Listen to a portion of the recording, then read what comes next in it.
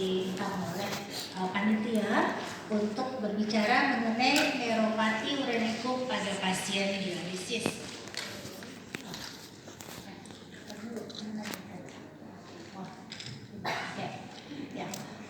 Sebelumnya mungkin banyak di antara pasien-pasien dari Bapak dan Ibu itu mengeluh biasanya sering kakinya baal-baal, nyeri-nyeri, ada luka. Nah, itu adalah salah satu gejala dari neuropati uremikum. Sekarang apa sih yang dimaksud dengan uremianya dulu? Karena ada dua, ada neuropatinya dan ada uremikumnya. Nah, uremia digunakan untuk menggambarkan kondisi terkait gagal ginjal yang tidak dapat dijelaskan oleh penurunan volume ekstraseluler, konsentrasi ion anorganik ataupun berkurangnya produk yang dikenal sebagai sintetik ginjal. Dan kita tahu memang uremi ini sebagian disebabkan karena adanya akumulasi produk sisa metabolisme yang kita tahu, yang memang berat molekulnya ada berat molekul rendah, berat molekul sedang, dan ada yang berat molekul yang tinggi. Nah, tidak ada waktu kapan mulai terjadinya uremia ini. Biasanya pasien mengeluh ada tanda-tanda uremi kalau misalnya fungsi ginjalnya di bawah 50%. Nah, kalau Bapak Ibu lihat di sini ada komplikasi pada penyakit ginjal, kita lihat adalah fungsi ginjal selalu kita bilang ada tahap-tahapannya untuk penyakit ginjal kronik ini. Mulai dari tahap 1 sampai dengan tahap 5.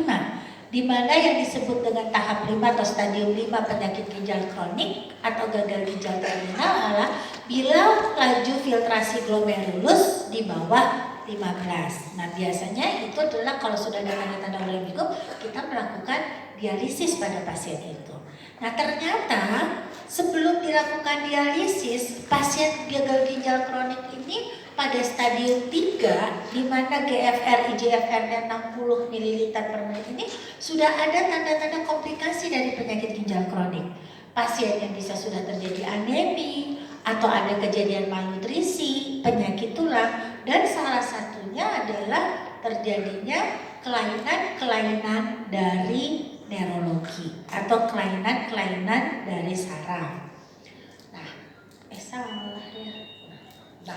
komplikasi neurologi biasanya terjadi sekitar 60% pada pasien penyakit ginjal kronik stadium lanjut. Biasanya tanda-tandanya adanya disabilitas, adanya gangguan status mental. Dan yang tersering adalah neuropati uremik. Tetapi tidak hanya neuropati uremik gangguan neurologi itu, ada yang lain-lainnya.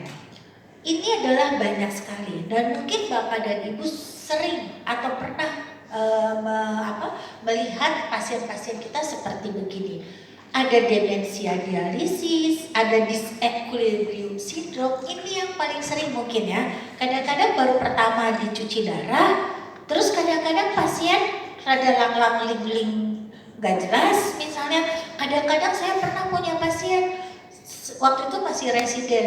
Terus pasiennya tiba-tiba setelah cuci darah dia nyumput di bawah, sembunyi di bawah tempat tidur, nggak mau ketemu perawat, nggak mau ketemu dokternya, sampai bajunya aja sampai minim banget ibu-ibu, sampai suaminya sampai aduh. Terus akhirnya saya ingat itu, oh itu yang namanya disequilibrium syndrome. Dan Pak Prof Dai langsung bilang, Ri kasih aja haloperidol. Oh ya, jadi ingat Prof Dai, saya mohon untuk Bapak dan Ibu, sebelum saya melanjutkan mengenai materi ini, saya mohon doanya untuk kesembuhan beliau. Prof Dai sedang dirawat di ICU, kemarin mengalami perdarahan otak, perdarahan intracerebral, dan sudah dilakukan operasi untuk pengangkatan darahnya, cairannya. Tapi hari ini juga memang beliau belum terlalu stabil, ada infeksi yang lain-lainnya, dan kami mohon kita sejenak berdoa untuk beliau, untuk kesembuhan beliau ataupun apa yang terbaik yang yang akan diberikan oleh Allah kepada beliau adalah yang terbaik juga untuk beliau dan untuk keluarganya dan untuk kita semua. Berdoa dimulai.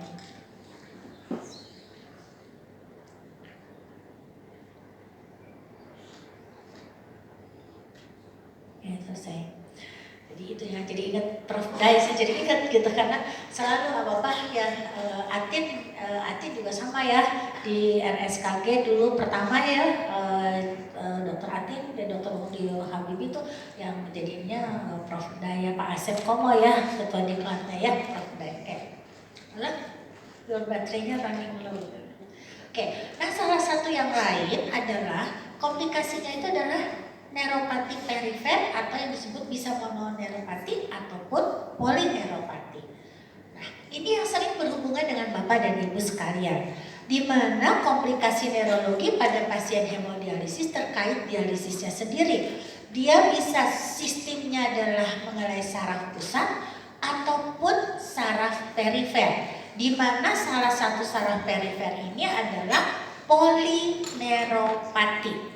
Polineuropati ini biasanya dari mulai gejalanya ringan sampai dia berat. Nanti kita lihat apa yang dinamakan dengan polineuropati. Jadi, neuropati uremicum adalah neuropati gangguan saraf yang terjadi pada pasien dengan penurunan fungsi ginjal. Yang kedua, biasanya didominasi gangguannya mulai sensori dan motorik. Kalau sensori sensori itu biasanya berhubungan dengan baal, dengan dia jadi kebas. Nah, itu adalah sensori. Kalau motoriknya adalah misalnya dia jadi lemah, nah, itu adalah motoriknya ya.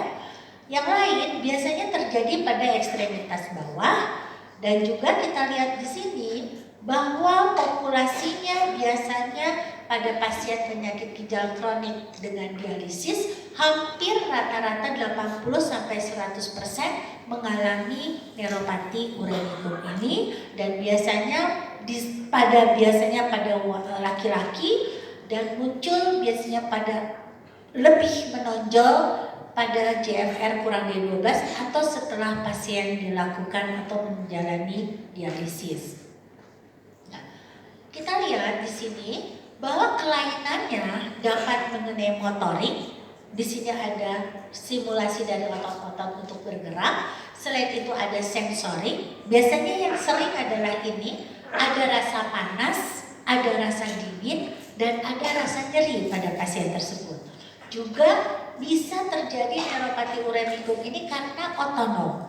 Jadi di sini otonom ini adalah adanya gangguan pada organ, misalnya dia jadi denyut jantungnya jadi heart rate-nya jadi meningkat, ataupun dia tekanan darahnya menjadi meningkat, ada perubahan pada kelenjar ludah ataupun berkeringat. Itu adalah yang otonom. Jadi semua bisa terjadi pada pasien-pasien dialisis tersebut. Kenapa bisa terjadi? Kita lihat ini adalah saraf yang baik, ada neuron, ada mielin di bungkus, ini mielin, dan ini adalah aksonnya.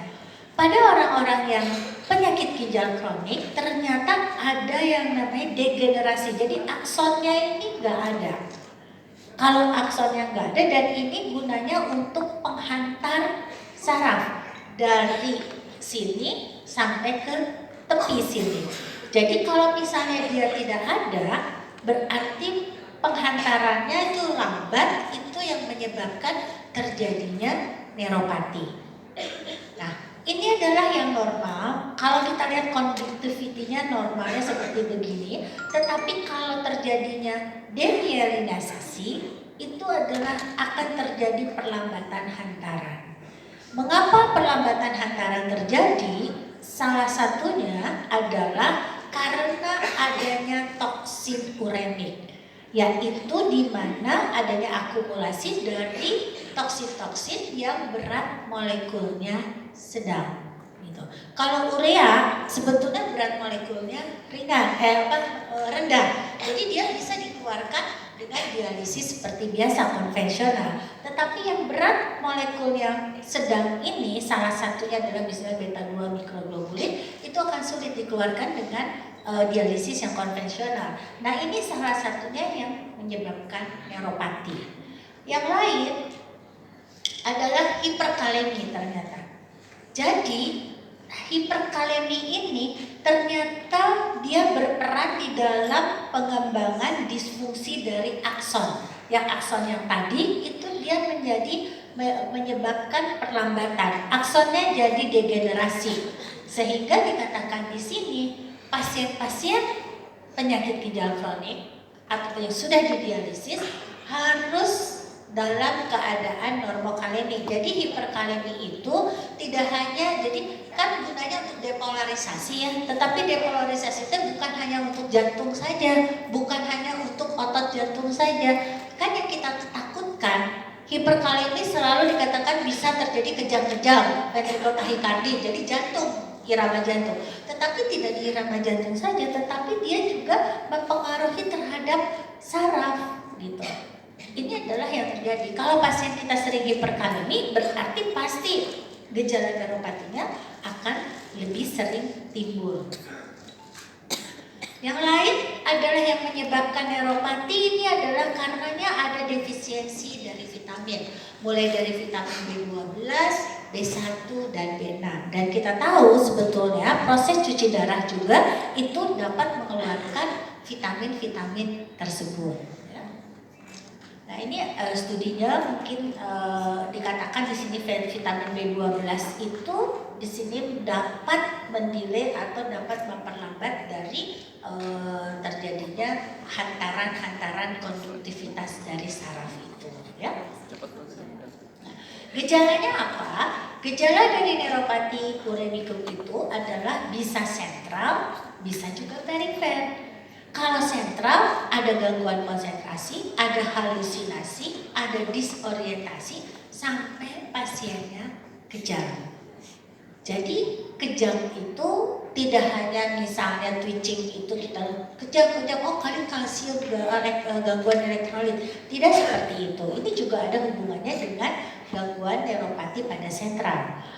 Yang perifer itu biasanya terjadi kalau poli itu artinya banyak, jadi tidak hanya dari satu tempat, jadi kiri kanan misalnya ekstremitas bawah. Polineuropati bisa motorik dan sensorik, biasanya simetris. Pertama, biasanya pasien mengeluhnya adalah parestesi. Parestesi itu baal-baal pada kaki biasanya. Setelah kakinya baal, nyeri. Kan orang-orang yang cuci darah harus dipijat terus ya. Nyeri itu bukan karena penyebab cuci darahnya, orang dicuci darah jadi nyeri-nyeri kakinya, orang cuci darah jadi baal-baal. Salah, bukan itu. Tetapi sebetulnya karena penyakit ginjal kroniknya gitu ya. Terus dia bisa, salah satunya gejalanya adalah gatal-gatal, rasa terbakar, ataupun kram dan pruritus. Jadi kalau ada pasien kita gatal-gatal, belum tentu kalau kita periksa kalsium fosfatnya tinggi, rendah, belum tentu itu dari gangguan elektrolit. Tetapi salah satunya karena adanya terjadi neuropati otonom dan somatiknya ya. Sekarang ini kita bisa membuat slide tes dibantu. Nah, kayaknya kelebihannya. Nah, ini tandanya. Satu, pasien kita biasanya merasa terbakar. Pasien kita merasa dingin kakinya. Selain itu ditusuk-tusuk, siga ayam pesono nyayat-nyayat, biasanya seperti itu. Dan juga ini adalah seperti ada kesetrum. Ini tanda-tanda awalnya. Selain itu juga bisa, nah selalu dok, kemarin aja ada ke pasien, dok saya tes siga ayah sirup, di mana ibu sirup? Nah, di seluruh tubuh saya dok ada sirupnya, cuma gitu. Ibu mana nggak ada sirup? Iya dok, itu sirupnya teh banyak banget, nggak gerayang gitu. Tapi nggak ada tapaknya. Tapi saya merasa bahwa ini salah satunya. Kenapa? Karena dia neuropati ya. Nah kalau enggak luka, kakinya luka, ini adalah kalau sudah lanjut neuropatinya akan seperti ini. Jadi banyak kan pasien kita ya yang ininya kulitnya luka-luka ini. Jadi selain luka ini adalah karena gangguan metabolisme tulang, dia juga penyebabnya adalah karena neuropati ya. Nah, bagaimana kita mendiagnosa pasien kita neuropati? Yang pertama, kalau kita yakin itu bukan neuropati uremicum, kita harus menyingkirkan neuropati yang lainnya. Terutama adalah pasien-pasien diabetes, pasien yang mempunyai penyakit gula. dasar penyakit ginjalnya. Dia biasanya sudah dari awal ini karena ada perubahan dari metabolisme glukosa, dia juga dapat menyebabkan neuropati diabetika, gitu ya. Selain itu juga apakah ada neuropati yang lainnya? Nah, gold standarnya sebetulnya kita harus melakukan ini nerve condition studies, tetapi ini memang sulit biasanya kita lakukan. Dan ini ada neuropati disability score-nya. Sebetulnya ini bisa bekerja sama kalau Bapak dan Ibu dari rumah sakit pendidikan, di situ ada bagian neurologi, atau dari bukan rumah sakit pendidikan saja, ada rumah sakit yang besar, ada bagian saraf, padahal bisa kerja sama. Karena tadi dikatakan oleh Bapak Ketua Sekretaris DPW bahwa salah satunya kita harus ada penelitian gitu. Dan biasanya saya kalau misalnya dulu ya yang di RSHS atau di RSKG boleh ikut PIT IPDI nasional, misalnya sekarang bisa ke Padang atau kemanapun harus membuat suatu penelitian misalnya. Salah satu penelitiannya apa saja yang penting, dan kadang-kadang itu biasanya Jawa Barat juara terus ya Pak Asep, kalau kita jadi juri ya, bukan karena kita jurinya ya sebetulnya ya, tapi memang semua adalah, dan kadang-kadang bukan dari rumah sakit negeri ya, maksudnya bukan dari rumah sakit pemerintah, tapi rumah sakit swasta, Al Ihsan waktu itu, terus rumah sakit Mitra Bekasi pernah. Jadi perawat-perawat itu terpacu untuk melakukan penelitian. Nah, salah satunya penelitian ini bisa bekerja sama dengan dokter sarafnya misalnya ya. Ini bisa karena pasien kita di dialisis di instalasi dialisis itu adalah sebetulnya harta karun untuk penelitian kita. Salah satunya nanti kemarin mungkin Dokter Ati sudah berbicara tentang Indonesian Renal Registry. Itu juga sama gitu. Dari IRR itu data-datanya banyak yang bisa diambil oleh Bapak dan Ibu untuk melakukan penelitian. Kan lumayan. Kalau mau STR-nya perawat nanti harus ada sesi penelitian, sesi pendidikan, artinya mendidik kan selain pelayanan ya. Nah, salah satunya tes diagnostiknya adalah ini, biasanya dengan Garputala ini dilakukannya.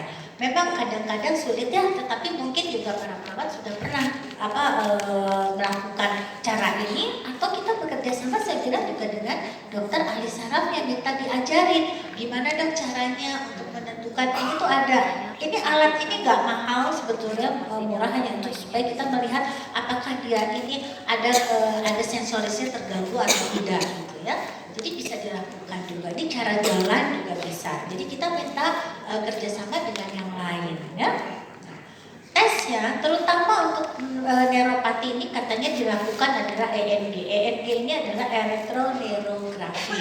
Memang kalau kita lihat EMG, EEG ini ada semua sih, tetapi ini memang kadang-kadang tapi ini pasiennya Dokter Afiatin ada ya, Dokter Afiatin pada dialisis pernah melakukan di RSHS, residen saraf, dia melakukan ini penelitian ini dan terus dilanjutkan juga dengan pre-CKD. Jadi ada, jadi bisa dilakukan dan sebetulnya perawat bisa ikut andil di situ ya. Nah, bagaimana dengan penata laksanaannya? Penata laksanaannya yang pertama ya pasti penyebabnya adalah penyakit ginjal kronik. Artinya ginjalnya rusak. Yang paling baik otomatis untuk menghilangkan itu semua dilakukan jangkau ginjal, transplantasi ginjal. Itu yang nomor satu. Yang kedua, artinya bahwa tadi ini bisa toksin, penyebabnya apa sih? Penyebab yang udah toksin uremik. Tapi toksin uremik yang berat molekulnya sedang. Berarti kita harus melakukan efisiensi dialisisnya. Biasanya dengan dialisis high flux. Dokter Atin sudah punya HDF sebetulnya di Santosa ya. Tapi di kita juga bisa ya. Di Hasan Sadikin juga mesin yang kita punya bisa dilakukan. Tetapi terkendali memang. Terkendalanya banyak. Kenapa? Yaitu sekarang dengan era JKN, dengan era BPJS itu sulit. Tetapi sebetulnya kalau kita mau, ini adalah dengan teknik-teknik khusus seperti hemodiafiltrasi, HFR, ini adalah salah satunya bisa untuk mengurangi. fosfatnya baik, kalsiumnya baik, apalagi berarti neuropatinya, berarti toksin ureniknya itu beta 2M-nya yang tinggi. Jadi itu salah satunya adalah harus kita lakukan. Mungkin yang bisa Bapak lakukan dan Ibu adalah misalnya mengganti dialisernya dengan high flux. Kalau nggak salah di beberapa rumah sakit itu memang sudah high flux untuk dialisernya ya. Yang lain pasti ada salah satunya medikamentosa, yaitu bisa menjadi pilihan terapi yang mungkin dapat kita laksanakan. Apa sih medikamentosanya? Kalau kita lihat di sini, yang terutama adalah di sini adalah urenik polineuropati, yang satu salah satunya karena tadi di depan selain toksik urenik, hiperkalemi, yang ketiganya adalah vitamin yang menyebabkan neuropati ini. Salah satunya kita bisa melakukan suplemen vitamin.